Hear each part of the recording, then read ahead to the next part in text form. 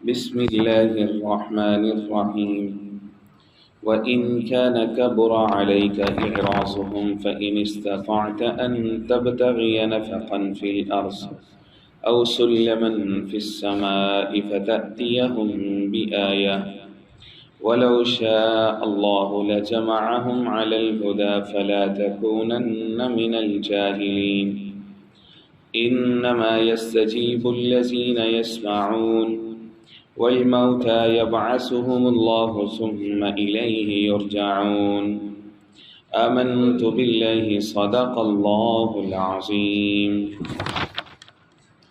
اور انتہائی واجب الاحترام، قابل صد احترام بزرگوں، بھائی اور نوجوان ساتھیوں، آج کے درس میں قرآن مجید کتاب حکمت کی سورہ نمبر 6 سورۃ الانعام کی 2 آیات مبارکہ آیت نمبر 35 اور 36 شامل ہیں۔ یہ آیات مبارکہ اپنے مضمون کے اعتبار سے نہایت اہم ہیں اور خاص طور پر اپنے الفاظ کے اعتبار سے بھی بہت زیادہ توجہ کے قابل ہیں۔ ماقبل میں جو مضمون چلا آ رہا ہے، خاص طور پر آیت نمبر 33 اور 34 کے اندر، کہ جس میں اللہ جل شانہ عمن والہ اپنے لاڈلے حبیب سید المرسلین خاتم المرسلین حضور پاک علیہ الصلوۃ والسلام کو تسلی کے لیے کچھ بول بولے۔ یہ جو موٹیویشن ہے، تسلی کے جو بول ہیں، یہ بہت ضروری ہے۔ اس کی ضرورت ہر انسان کو ہوتی ہے، عوام و خواص کو ہوتی ہے، بڑے چھوٹے کو ہوتی ہے، حتیٰ کہ انبیاء کرام علیہ الصلوۃ والسلام جو انسانوں میں سے سب سے افضل ہستیاں ہوتی ہیں، ان کو بھی ہوتی ہے۔ عام انسانوں کو دوسرے انسان تسلی دیتے ہیں، لیکن جو انبیاء کرام علیہ الصلوۃ والسلام ہوتے ہیں وہ اللہ جل شانہ کے ڈائریکٹ زیر تربیت ہوتے ہیں۔ اللہ تعالیٰ ان کو کسی پر نہیں چھوڑتے کہ لوگوں میں سے کسی کو ان کا معلم بنا دیں۔ ظاہر ہے کہ کسی کو تعلیم دینا یہ ایک بہت بڑا احسان ہوتا ہے، اور اللہ رب العزت یہ ذمہ داری خود لیتے ہیں، انبیاء کی تربیت خود فرماتے ہیں۔ اور تربیت کے درمیان بعض دفعہ الفاظ ایسے ہو سکتے ہیں کہ جس کی تربیت کی جا رہی ہے اس کے لیے تو وہ الفاظ شاخ نہیں ہیں، اجنبی اور اوٹ نہ ہوں، لیکن سننے والوں کے لیے بعض دفعہ ایسے الفاظ ہو سکتے ہیں جو ان کے لیے نامانوس ہوں، اجنبی ہوں۔ کچھ ایسی ہی صورتحال یہاں پر ہے۔ جب اللہ رب العزت نے آیت نمبر 33 اور 34 کے اندر تسلی دی کہ محبوب قد نعلم انہ لیحزنک الذی، ہمیں معلوم ہے کہ آپ غمگین ہوتے ہیں، غم زدہ ہوتے ہیں، آپ کی طبع نازاں پہ یہ باتیں گراں گزرتی ہیں، جو لوگ یہ کرتے ہیں آپ کو جھٹلاتے ہیں، حالانکہ آپ صادق اور امین ہیں، آپ کے صادق اور امین کے خود یہ گواہ ہیں، اور یہ کہتے ہیں کہ ہم آپ کو جھوٹا نہیں کہتے، بلکہ آپ جو کلام ہمیں بتاتے ہیں ہم اس کے پر ایمان نہیں لاتے، نعوذ باللہ اس کو جھوٹا کہتے ہیں۔ اور ظاہر ہے کہ وہی بات ہے کہ اللہ کے کلام کو جھٹلا دینا ایسے ہی ہے جیسے اللہ کے نبی کی بات کو جھٹلا دینا ہے۔ فرمایا کہ آپ حوصلہ رکھیے، تسلی رکھیے۔ یہ صورتحال سب انبیاء رسول پر آئی ہے، اس میں سے سبھی گزرے ہیں۔ فصبروا علی ما کذبوا، جھٹلایا گیا، صبر کیا، تکلیف دی گئی، صبر کیا، حتی اتاہم نصرنا، لیکن اللہ کا ایک طریقہ ہے، اللہ کی ایک سنت ہے، ایک ترتیب ہے، اور اللہ جو ہے وہ مدد فرماتے ہیں، اپنے پیاروں کی کرتے ہیں، جو اللہ کے لیے قربانی دیتے ہیں، ایک نہ ایک دن انہی کو فتح ملتی ہے۔ جو دشمن ہوتے ہیں، مخالفین ہوتے ہیں، ایک نہ ایک دن وہ سب شکست کھا جاتے ہیں، یہ اللہ کی سنت ہے، ایسے ہی معاملات چلتے ہیں۔ فصبروا، انہوں نے صبر کیا، آپ بھی صبر کیجیے۔ قرآن مجید میں کئی سارے مقامات فاصبر کہا گیا۔ اب یہ وہ صبر نہیں ہے کہ جس صبر کے مقابلے میں ہم اردو میں لفظ بے صبری بولتے ہیں، وہ نہیں ہے۔ انسان خیر کے جذبات سے مغلوب ہو کر کسی چیز کی حرص رکھتا ہے، تمنا رکھتا ہے، تو اس کو بے صبری نہیں کہتے۔ جب اس پر صبر کی تلقین کی جاتی ہے تو اس کا مطلب یہ ہوتا ہے کہ نتیجہ یقیناً آپ کے حق میں ہی برآمد ہوگا۔ آپ اللہ رب العزت کے اوپر چھوڑیے، حسبنا اللہ ونعم الوکیل، نعم المولا ونعم النصیر۔ اب یعنی ہی اس مقام کو اس کے ساتھ ملا لیجئے سورۃ توبہ کی آخری 2 آیات۔ میرا یقین ہے کہ جتنے دوست یہاں پر بیٹھے ان میں سے اکثر و بیشتر یقیناً اس آیت سے گزرے ہوں گے، آتی ہوگی ان کو۔ سورۃ توبہ کی آخری 2 آیات ہیں، جس میں اللہ رب العزت نے اپنے لاڈلے حبیب حضور پاک علیہ الصلوۃ والسلام سے خطاب کے اندر کچھ صفات کا استعمال فرمایا۔ لقد جاءکم رسول من انفسکم، لوگوں تمہارے پاس ہمارے رسول آئے ہیں، آمد مصطفیٰ کا تذکرہ کر دی، آئے ہے ہمارا رسول، اس سے کوئی انکار نہیں کر سکتا۔ لقد جاءکم رسول من انفسکم عزیز علیہ ما عنتم، دوسری چیز یہ ہے کہ جو کچھ بھی، جو عمل بھی تمہیں مشقت میں ڈالتا ہے وہ اس پر گراں گزرتے ہیں، گویا کہ اپنی امت کا غم ان کے اندر اتنا زیادہ ہے۔ حریص علیکم بالمؤمنین رؤوف الرحیم، کہ وہ حریص ہیں تم پر، بالمؤمنین رؤوف الرحیم، اور مومنوں کے اوپر وہ رؤوف الرحیم ہے۔ اب اس میں محل شہادت یہ ہے، یہ جو درمیان والی صفت ہے حریص علیکم، وہ تم پر حریص ہیں۔ اب حرص جو ہے پوری دنیا کے انسانوں کے لیے حریص ہونا یا جو حرص ہے یہ قابل مسمت ہے، یہ ان کی خامی ہے، لیکن اللہ جل شانہ عما نوالہ نے جب اپنے لاڈلے حبیب حضور پاک علیہ الصلوۃ والسلام کے لیے یہ الفاظ استعمال فرمائے تو اب یہ خامی نہیں رہی بلکہ خوبی بن گئی، کیونکہ حریص کا تعلق، جو حرص قابل مذمت ہے وہ ہے دنیا، وہ ہے خواہشات، وہ ہے نفس پرستی، وہ ہے کسی سے کوئی چیز کو دیکھ کر کے اس کا حرص کرنا، یہ ہے قابل مذمت، یہ ہے خامی۔ اور آقا کریم حضور پاک علیہ الصلوۃ والسلام کس بات پر حریص ہیں کہ میرے جتنے امتی ہیں وہ سارے مجھ پر ایمان لے آئیں، سارے اللہ کی رحمت کے سائے میں آ جائیں، سارے اللہ کے قرب حاصل کر لیں، سارے جنت میں جانے والے بن جائیں، سارے دنیا اور آخرت کی ناکامی سے بچ جائیں۔ اب یہ جو حرص ہے یہ جذبہ خیر سے مغلوب ہو کر کے ہے، اور اس میں بھی اس میں صفت کا استعمال فرمایا حریص، گویا کہ یہ حرص بھی بہت زیادہ غالب ہے۔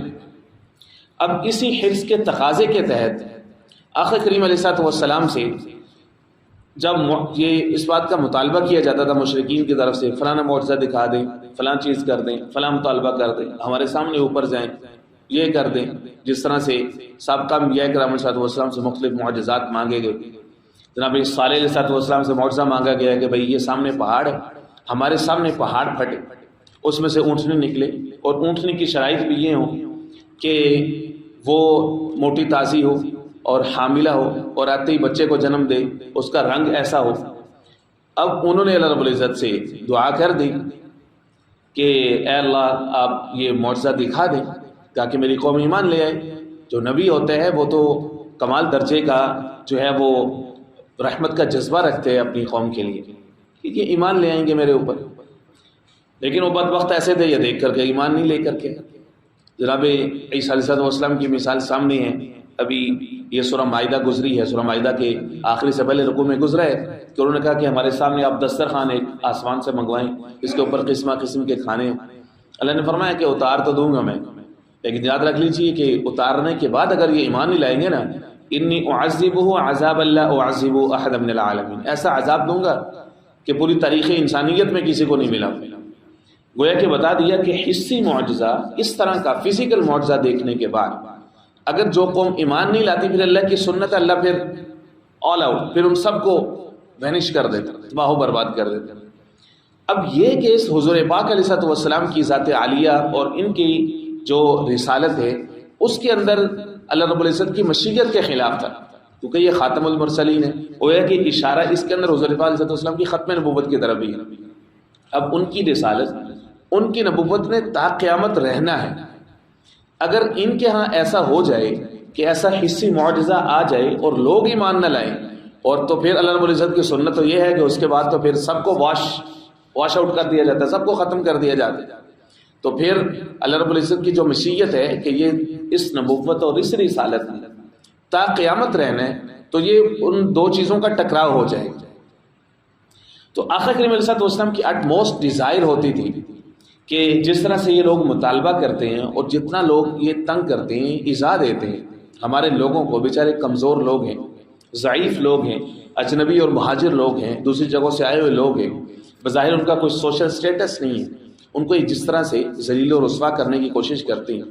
دین کی خاطر جو انسان برداشت کرتا ہے اس کے لیے ذلت اور رسوائی کا لفظ تو نہیں بولا جاتا، لیکن ان کی طرف سے وہ اپنی طرف سے یہ کوشش کرتے تھے۔ اللہ کے ہاں تو عزتیں ہی عزتیں ہوتی ہیں، اللہ کی دین کی خاطر تکلیفیں اٹھانا یا مشقتیں برداشت کرنا۔ تو حضور پاک صلی اللہ علیہ وسلم کا حرص یہ بہت زیادہ بڑھتا تھا کہ اللہ آپ کوئی معجزہ دکھا دیجئے، بڑی شدید خواہش ہو سکتے ہے الفاظ میں دعا نہ مانگی ہو، لیکن اللہ کی ذات تو علیم بذات الصدور ہے، اور اپنے محبوب نبی کریم صلی اللہ علیہ وسلم کے اوپر تو ہر وقت ایک طرح کا ایک تحفظ کا ایک پہرا ہے. تو حضور کی یہ جو شدید خواہش تھی نا، تو اس پر اللہ رب العزت نے یہ اصلاح فرمائی. فرمایا محبوب پہلی بات تو یہ ہے وَإِن كَانَ كَبُرَ عَلَيْكَ إِعْرَاضُهُمْ، اگر آپ کے اوپر ان کا اعراض کرنا اتنا بھاری ہے، اعراضهم فَإِنِ اسْتَطَعْتَ أَن تَبْتَغِيَ نَفَقًا فِي الْأَرْضِ أَوْ سُلَّمًا فِي السَّمَاءِ فَأْتِيَهُم بِآيَةٍ، آپ خود سے کوئی نشانی ان کو دکھلا دیں، جبکہ آپ خود سے کوئی نشانی تو دکھلا نہیں سکتے، اور اللہ رب العزت کی مشیت پہ آپ کو چھوڑنا پڑے گا. مفہوم کے اعتبار سے وہی الفاظ ہیں جو میں نے آپ کو ریفر کیے سورۃ توبہ کی آخری آیت کہ محبوب ہم نے آپ کو رسول بنا کر کے بھیجا ہے، حریص بنایا ہے، رؤوف و رحیم بنایا ہے، عزیز بنایا ہے. فَإِن تَوَلَّوْا، ان سب باتوں کے باوجود اگر وہ روگردانی کرتے ہیں، اگر وہ انکار کرتے ہیں، اگر وہ منہ موڑتے ہیں، فَقُلْ حَسْبِيَ اللَّهُ لَا إِلَٰهَ إِلَّا، آپ صرف یہ کہیں گے میرے لیے اللہ ہی کافی. آپ واپس اللہ کی طرف جائیں، رجوع کیجیے. فَإِن تَوَلَّوْا فَقُلْ حَسْبِيَ اللَّهُ لَا إِلَٰهَ إِلَّا هُوَ عَلَيْهِ تَوَكَّلْتُ وَهُوَ رَبُّ الْعَرْشِ الْعَظِيمِ، میرا توکل ہے اسی ذات پر جو عرش عظیم کا رب ہے، اسی کے دل میں، اسی کے ہاتھ میں سب کے دلوں کا قبضہ ہے. وہ جس کو چاہے ہدایت دے، جس کو چاہے گمراہی پر برقرار رکھے. اس کی مشیت ہے اس کائنات کے بارے میں کہ وہ جس کو چاہتا ہے ہدایت دیتے ہیں. اس نے انسانوں کو آزادی دے رکھی کہ دنیا دار الامتحان ہے، پکڑ پکڑ کر کے لوگوں کو راہ راست پر لانا یہ اللہ کی مشیت نہیں ہے ایسا. اور یہاں پر آگے چل کے تذکرہ ہوگا. فرمایا وَلَوْ شَاءَ اللَّهُ لَجَمَعَهُمْ عَلَى الْهُدَى فَلَا تَكُونَنَّ مِنَ الْجَاهِلِينَ، اگر اللہ چاہے تو ان سب کو جمع کر دے ہدایت پر. فَلَا تَكُونَنَّ مِنَ الْجَاهِلِينَ، بس آپ جاہلوں میں سے نہ ہو جائیں. اب یہاں پر دو باتیں ہیں سمجھنے کی. پہلی بات تو یہ ہے کہ اللہ فرماتے ہیں کہ اگر ہم چاہیں تو سب کو ہدایت کے اوپر جمع کر دیں. گویا کہ جو انسان کی عقل کی جو آزادی ہے، اس کی جو قوت ارادہ ہے، اور اس کی جو من کل الوجوہ جو اس کی آزادی ہے، اللہ رب العزت نے اس پر انسان کو پابند نہیں کیا. اس کو بتا دیا یہ حق ہے، یہ باطل ہے، یہ درست ہے، یہ نادرست ہے، یہ صحیح ہے، یہ غلط ہے، یہ جنت کا راستہ ہے، یہ جہنم کا راستہ ہے، یہ ہدایت ہے، یہ ضلالت ہے، بتا دی. اب اس کو عقل کی اور ارادے کی اس کو آزادی دے دی. یہ نہیں کیا کہ سب کو اکٹھا کر کے ایک ہی پلیٹ فارم پہ ہدایت کے اوپر جو ہے وہ سب کو اکٹھا کر دیے تھے. ایسا اللہ رب العزت نے نہیں کیا. اور یہ قرآن مجید میں کئی سارے مقامات پر یہ مضمون ملتے جلتے انہی الفاظ کے ساتھ جو ہے وہ موجود ہے. مثال کے طور پر اس سے قبل ہم نے سورۃ المائدہ کا مطالعہ کیا تو پارہ نمبر 6 کے اندر یہ آیت گزری، آیت نمبر 48 کی سورہ مائدہ کی، جس میں اللہ رب العزت نے فرمایا وَلَوْ شَاءَ اللَّهُ لَجَعَلَكُمْ أُمَّةً وَاحِدَةً، اگر اللہ چاہتے تو تم سب کو ایک ہی امت بنا دیتے، امت واحد. وَلَكِنْ لِيَبْلُوَكُمْ فِي مَا آتَاكُمْ فَاسْتَبِقُوا الْخَيْرَاتِ، لیکن اللہ تمہیں آزمانا چاہتے تھے، تم نیکیوں میں آگے بڑھو، ایک دوسرے سے اس معاملے میں مقابلہ کرو. کوئی پیچھے رہے گا، کوئی آگے نکل جائے گا، کوئی درمیان میں رہے گا، کوئی بالکل ہی گمراہ ہو جائے گا. یہ امتحان ہے. اللہ نے فرمایا یہ تو بلا ہے. لِيَبْلُوَكُمْ فِي مَا آتَاكُمْ، ہم تمہیں آزمائیں گے. اسی طرح سے سورہ ہود سورہ نمبر 11 آیت نمبر 118 کے اندر رب العزت نے فرمایا وَلَوْ شَاءَ رَبُّكَ لَجَعَلَ النَّاسَ أُمَّةً وَاحِدَةً وَلَا يَزَالُونَ مُخْتَلِفِينَ، اللہ چاہتے تو تم سب کو ایک ہی پلیٹ فارم پہ اکٹھا کرتے، تم کبھی بھی اختلاف کر ہی نہیں سکتے. یہ جو رنگوں، نسلوں، شکلوں، عہدوں، قوموں، قبیلوں، ہزار طرح کے ظاہری اختلافات ہیں، اس طرح سے باطنی عقل کا، سوچنے کا، ہر چیز کا اختلاف ہے. اللہ رب العزت نے اس ڈائیورسٹی کو خود الاؤ کیا، اجازت دی. Diversity is a beauty of the nature. اللہ نے خود اس کو کریٹ کیا، پیدا کیا. یہی انسان کا امتحان ہے. تو یہاں پر بھی اسی بات کو دہرایا ہے. اگر اللہ چاہتے تو سب کو ہدایت کے اوپر جمع کر، پھر انبیاء رسول کو بھیجنے کا مقصد ہی ختم ہے. جب اللہ رب العزت نے یہ سارا کچھ کر انبیاء رسول کو بھیجا اس لیے تاکہ اس کے ذریعے سے انسانوں کا امتحان ہو سکے کہ کون ایمان لے کر کے آتا ہے. اللہ چاہتے تو سب کو ابوبکر صدیق بنا دیتے، سارے بن جاتے، سارے حضور کے قدموں میں ہوتے، سارے تن من دھن قربان کرتے. لیکن ایسا نہیں. ایون مومنوں کی لاٹ میں سے بھی کوئی سب سے ٹاپ پہ ہے، کوئی تھوڑا نیچے ہے، کوئی تھوڑا نیچے ہے، کوئی درمیان میں ہے، کوئی فتح مکہ کے موقع پر ایمان لے کر کے آیا ہے. اللہ کی مشیت ہے، جس کو جو مقام ملنا ہوتا ہے وہی ملنا ہوتا ہے اس کو. ایک بات تو یہی فرمائی. دوسرے جو الفاظ فرمائے نا فَلَا تَكُونَنَّ مِنَ الْجَاهِلِينَ، اب جاہلوں میں سے نہ ہو جائے. اب یہاں پر کیا ہوتا ہے کہ بعض لوگ جو ہے وہ جہالت کو علم کے مقابلے میں لے کر کے آتے ہیں. علم بمقابلہ جہالت ہر جگہ پہ نہیں ہوتا. ضروری نہیں کہ عالم کے مقابلے میں جاہل ہو. علم کے مقابلے میں جس طرح سے جہالت ہوتی ہے، قرآن مجید میں اکثر و بیشتر علم کے مقابلے میں جہالت ہے. علم اور حلم میں فرق ہوتا ہے. علم کہتے ہیں کتابی الفاظ، کچھ سیکھ لیں، یہ ہے علم. مقام بہت بلند ہے، یہ بھی ایک درجہ ہے. لیکن دوسرا ہوتا ہے حلیم، حلیم ہونا، حلیم الطبع. اللہ رب العزت نے جہاں پر بھی اپنی علیم کی صفت استعمال فرمائی ہے، ساتھ میں حلیم اور حکیم کی صفت استعمال فرمائی. ان ربک علیم حکیم، ان ربک علیم حلیم. حلیم انہ لحلیم اواہ منیب، حلیم کی صفت کا استعمال فرمایا ہے. حلم کہتے ہیں قوت برداشت کرنا. جو چیزیں ہو رہی اپنی محنت آپ کرتے رہیے، جو آپ کے بس میں وہ کیجیے اور نتائج اللہ پر چھوڑ دیجیے. زبردستی پکڑ کر کے ایک چیز پر اکٹھا کرنا، فرمایا وما انت علیم بمسیطر، آپ ان کے اوپر مسیطر نہیں ہیں، یعنی پکڑ کے لانے والے نہیں ہیں. فرمایا کہ حلم کیا ہوتا ہے؟ ایک درجہ ہوتا ہے، برداشت، پرزرویشن، خود کو سٹاپ کر کے رکھنا، روک کر کے رکھنا، ایک حد تک جو ہے وہ چیزیں کرنا. اب انبیاء چونکہ اللہ رب العزت کے زیر تربیت ہوتے ہیں، تو اللہ رب العزت جب اپنے محبوب کو، اپنے انبیاء کے لیے لفظ استعمال فرماتے ہیں کہ آپ جاہلوں میں سے نہ ہو جائیں، تو وہاں پر وہ علم کے مقابلے میں نہیں ہوتا، وہ حلم کے مقابلے میں ہوتے ہیں. حالانکہ حریص تو اللہ نے خود فرمایا کہ حریص آپ ہیں، تو اب اس کی ایک لمٹ سیٹ کر دی کہ یہاں تک ہے، آپ کا کام ہے محنت کرنا. آپ دروازوں پر چلے گئے، آپ نے ان کو کہہ دیا، یہ کلام سنا دیا، کلام ہماری طرف سے آ گیا، آپ نے ان کو بار بار متنبہ کر دیا، بس یہیں پر ہے. آپ غمگین نہ ہوں. گویا کہ اس کے اندر الفاظ سے انسان یہ سمجھتا ہے کہ یہ عتاب ہے، نہیں، ایسا نہیں ہے، بلکہ یہ محبت بھرا ایک تربیت کا ایک انداز ہے اللہ رب العزت کا. اور یہ قرآن مجید میں آپ کو کئی سارے مقام پر نظر آئے گا. مثال کے طور پر سورہ ہود پارہ نمبر 12 کے اندر، جہاں پہ نوح علیہ السلام سے خطاب ہے کہ ان کا بیٹا ڈوب رہا ہے، غوطے کھا رہے، اور مقام نبوت ہے لیکن پدری شفقت کا غلبہ آ گیا کہ اے اللہ یہ میرا بیٹا ہے، یہ میرا بیٹا ہے. گویا کہ عرض کر رہے ہیں کہ اللہ اس کو بچا لیجیے، اس کو ہدایت دے دیجیے، کشتی میں آ جائے کسی طریقے سے. اللہ نے فرمایا انہ لیس من اہلک، وہ آپ کے اب اہل میں سے نہیں ہے. یہاں پہ رشتے خون کے نہیں ہوتے، یہاں پہ لا الہ کے رشتے ہوتے ہیں. آپ کا بیٹا ہے. اب انسان امیجن بھی نہیں کر سکتا کہ ایک بوڑھا باپ ہو، اس کا بیٹا ڈوب رہا ہو، اور وہ بھی نبی اور رسول. آسان نہیں ہوتا ہے. وہ مجھ میں سیدھا چلتا تھا، اب میں چلتا ہوں کمر جھکائے.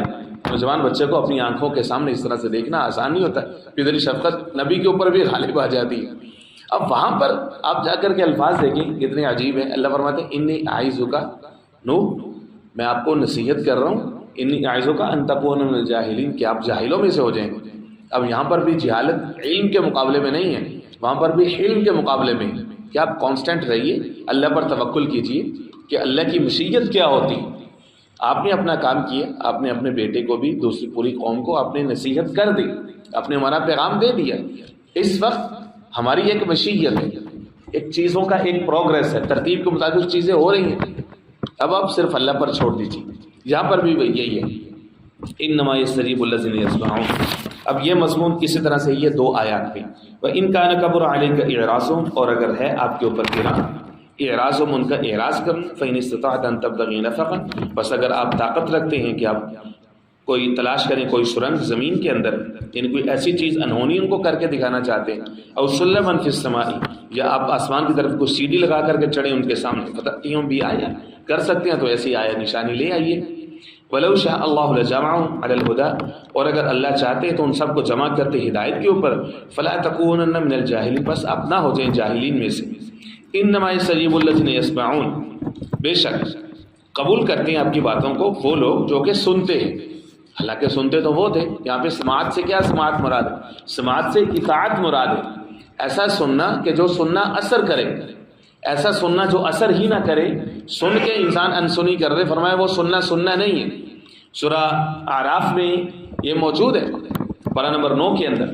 لہم قلوب لا یفقہون بہا، دل ہے سمجھتے نہیں، آذان لا یسمعون بہا، کان ہے سنتے نہیں، حالانکہ کان تھے ان کے پاس، سنتے بھی تھے وہ. اللہ نے فرمایا ایسا سننا نہیں ہے.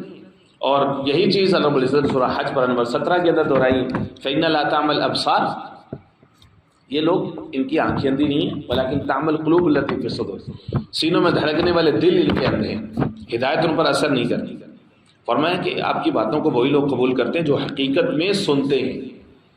والموتا، اور جو مردے ہیں، موتا سے مراد فزیکل مردے مراد نہیں، یہاں سے مراد جن کے دل مردہ ہو چکے ہیں، فیکلٹیز کے حساب سے وہ لوگ ڈیڈ ہیں۔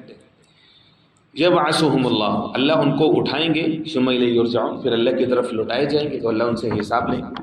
اللہ بڑی سمجھ نصیب فرمائے۔